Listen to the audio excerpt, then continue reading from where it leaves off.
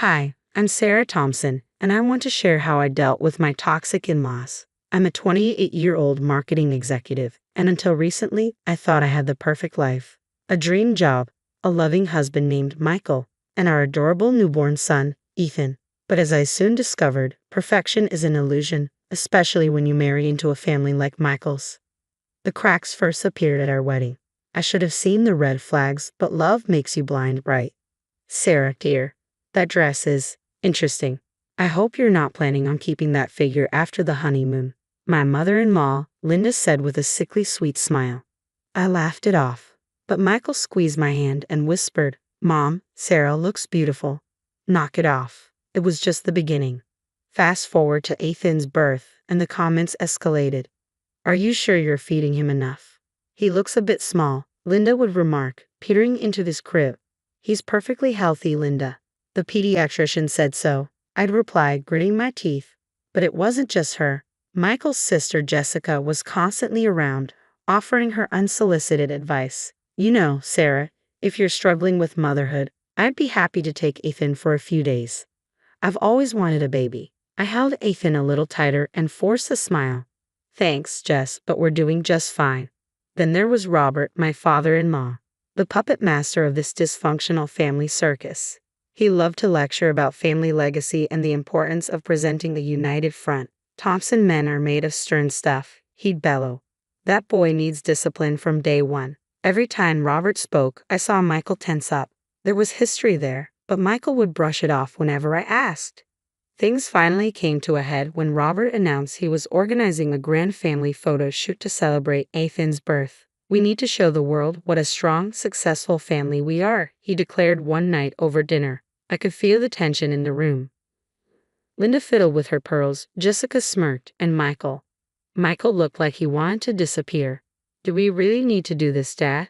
Michael asked. Of course we do, son. It's tradition. The Thompsons always celebrate new additions in style. As we left that night, I couldn't shake the feeling that something was off. Michael, is everything okay with your dad? With the family business? He sighed and ran a hand through his hair. It's complicated, Sarah.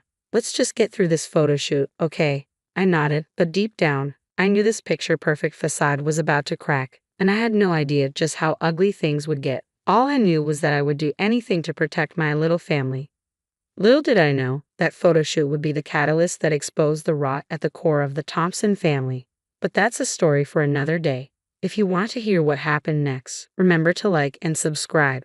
The day of the photo shoot arrived, and the tension was palpable.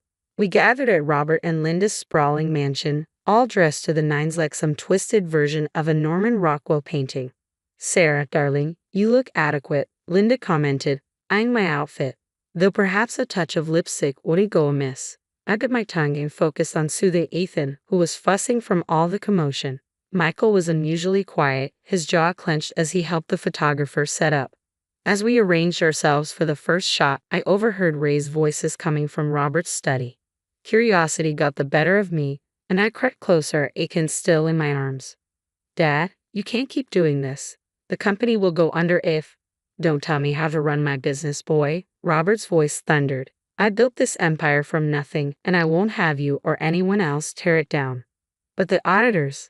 To hell with the auditors, Robert snapped. This is family, Michael. We protect our own. I hacked away, my mind racing. What was going on with the family business? Before I could process it, Jessica appeared out of nowhere, her eyes gleaming. Eavesdropping, Sarah? How unbecoming. I was just looking for the bathroom, I lied smoothly. She smirked. Of course you were. Come on, they're waiting for us. The photo shoot was a nightmare.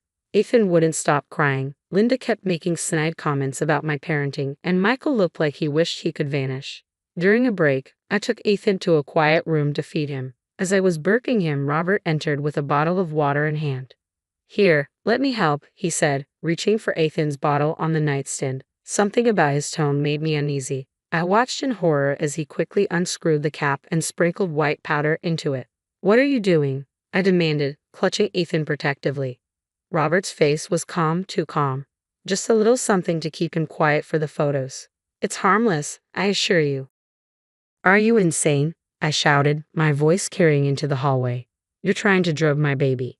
Michael burst into the room. followed by Linda and Jessica. "What's going on?" Michael asked, his voice tight with concern. "Your father just tried to drug Ethan." I was shaking with rage. "Dad, is this true?" Michael's face had gone pale. Robert scoffed. "Don't be dramatic, Sarah. It's just a mild sedative. We need these pictures to be perfect." "Perfect. You're willing to drug an infant for a photo." I couldn't believe what I was hearing. Linda stepped in, her voice dripping with false calm. Now, let's not overreact. Robert only wanted to help." "Help? This is child abuse." I turned to Michael, my voice firm. "We're leaving. Now." As we stormed out, the sounds of the family arguing echoed behind us. In the car, Michael was silent, his knuckles white as he gripped the steering wheel. "Michael, talk to me. What's really going on with your family?" He sighed heavily. "It's worse than I thought, Sarah. Much worse. And I think this is just the tip of the iceberg." I glanced at Ethan, sleeping peacefully in his car seat, unaware of the storm brewing around him. One thing was clear. I had to protect my family, and to do that, I needed to uncover the truth about the Thompsons, no matter how ugly it was. After the photoshoot fiasco, Michael and I decided to distance ourselves from his family, but I couldn't shake the feeling that something deeper was going on. "Michael, we need to talk about your dad's company," I said one night after putting Ethan to bed. He rubbed his temples, looking exhausted. "I know, Sarah. It's bad. Dad's been cooking the books for years." "What? How bad?" "Millions. Maybe tens of millions. I've been trying to fix it, but he won't listen." My stomach dropped. "We need to do something. What if this affects us? What about Ethan's future?" Michael looked torn. "They're still my family." "Family doesn't drug babies or commit fraud, Michael." That's when I decided to dig into Robert's business on my own. Late nights at the office turned into amateur detective work. I reached out to former employees, scored public records, and even hired a private investigator. One day, I hit the jackpot. "Michael, look at this," I said, showing him the documents. "Your dad's former business partner, Jack Reeves, he lost everything when your dad pushed him out." Michael's face paled. "I remember Jack. Dad always said he was incompetent. That's why they split." "Well, according to these documents, your dad framed him for embezzlement." Just then, my phone buzzed. It was Linda. "Sarah, dear, can we talk? I need to tell you something." Against my better judgment, I agreed to meet her at a cafe. "I know Robert's done terrible things," Linda said, her hands trembling as she held her coffee cup. "I've covered for him for years. The emotional abuse, the manipulation, I just couldn't take it anymore." "Why now, Linda? Why are you telling me this?" "Because I'm scared for you and Michael. Robert's getting desperate. He knows you're digging." As I left the cafe, my mind was spinning, but before I could process Linda's words, my phone rang again. This time, it was Jessica. "Sarah, I heard you met with Mom. Listen, we need to talk. Can you come over?" I should have known better, but I went, and it was a big mistake. "You need to back off," Jessica hissed the moment I walked through the door. "You have no idea what you're messing with." "Are you threatening me, Jess?" "I'm warning you for your own good. Drop this crusade of yours, or things will get ugly." I left Jessica's place fuming. When I got home, Michael was pacing in the living room. "Where have you been? I've been calling for hours." "Getting threatened by your sister, that's where." Michael's face fell. "Sarah, maybe we should let this go. It's tearing the family apart." I couldn't believe my ears. "Let it go. Your father tried to drug our son. He's ruined people's lives, and you want to just let it go." "It's complicated, Sarah. You don't understand."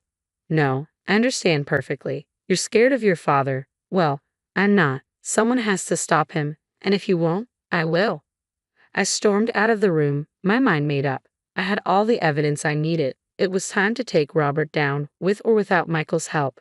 The Thompsons had no idea what was coming their way, and I was done playing nice. It was time for justice, served ice cold. 6 months after the photoshoot disaster, Robert organized another family gathering. The invitation arrived in our mailbox like a ticking time bomb. "We have to go," Michael said, his voice strained. I nodded, a plan already forming. "Oh, we'll be there, all right." The day of the gathering, I felt eerily calm as we pulled up to the Thompson mansion. I squeezed Michael's hand. "Whatever happens in there, remember I love you," I said. He looked at me, confused. "Sarah, what are you planning?" I just smiled and got out of the car, Ethan in my arms. The house was buzzing with family members and business associates. Robert was holding court in the living room, all smiles and fake cheer. When he saw us, his eyes narrowed slightly. Michael, Sarah, so glad you could make it. And there's my grandson. I plastered on a smile. Wouldn't miss it for the world, Robert. As the evening progressed, I kept my eye on the door. Right on cue, Jack Reeves walked in, looking nervous but determined. Robert's face strained of color. Jack, what are you doing here? I invited him, I said, stepping forward. I think it's time for some truth, don't you? The room fell silent as Jack began to speak, laying out years of Robert's fraud and manipulation. I added my own evidence, emails and financial records flashing on the TV screen. This is ridiculous, Robert sputtered. You can't believe this nonsense. But the damage was done. Business associates muttered, edging toward the door. Linda stood up, her voice shaking. It's all true. I've known for years. I can't keep quiet anymore. Jessica jumped in, desperate to salvage the situation. Daddy would never do something like this. Sarah's obviously manipulated these records. Her defense backfired spectacularly when I revealed her complicity in some of Robert's schemes. The gathering descended into chaos. Robert was shouting, Linda was crying, and Jessica was frantically dialing her lawyer. In the midst of it all, Michael turned to me, his eyes wide. You did all this. I nodded, holding Ethan close. Someone had to. As we left the crumbling Thompson empire behind, I felt a weight lift off my shoulders. A year later, life looked very different. Robert's company was under federal investigation, and he was facing potential jail time. Linda had filed for divorce and was in therapy, finally breaking free from decades of abuse. Jessica, her reputation in tatters, had moved across the country. Michael and I focused on our own little family, our careers flourishing now that we were free from the toxic Thompson influence. We kept minimal contact with Michael's family, prioritizing Ethan's safety and our own peace of mind. As I watched Ethan play in our backyard, I reflected on the past year. It hadn't been easy, but standing up to the Thompsons was the best decision I ever made. Sometimes, the only way to deal with toxic people is to cut them out completely and let karma do its work. In the end, living well really is the best revenge. The story has come to an end, but now I have a question for you. If you discovered your in-laws were involved in illegal activities that could potentially harm your child, would you expose them, even if it meant tearing your spouse's family apart? What would you do in Sarah's shoes? Share your thoughts in the comments below. Your opinions matter, and I'd love to hear how you'd handle such a complex family situation. If you enjoyed this story of justice and standing up against toxic behavior, please hit that like button. It really helps support the channel. And don't forget to subscribe for more compelling stories of triumph over adversity. Thanks for watching, and I'll see you in the next video.